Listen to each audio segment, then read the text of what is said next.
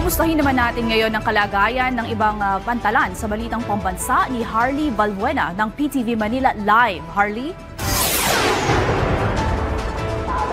Sheila, dagsana dito sa pantalan ng Maynila ang mga pasaherong magsisiuwian sa mga probinsya sa Visayas at Mindanao para sa Semana Santa.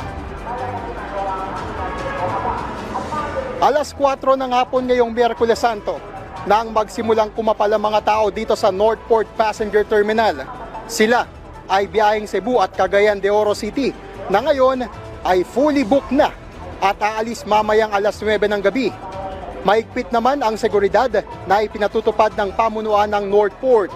Isa-isang iniinspeksyon ng mga gamit at bagahe at nag-iikot din ang K9 dogs.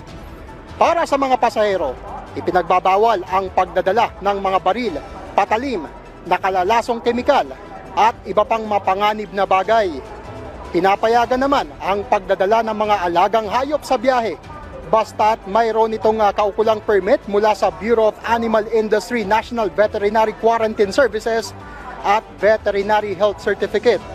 Nakapwesto na rin ang help desk ng Philippine Coast Guard at PNP Maritime Group para sa mga mangangailangan ng tulong. Sa ngayon ay wala pang naitalang anumang untoward incident dito sa Northport Terminal. Sheila, bukas Huwebes Santo ay wala munang biyahe dito sa Manila Northport Terminal at magpapatuloy muli ang mga biyahe ng barko sa Biyernes Santo. Sheila? Maraming salamat, Harley Valbuena.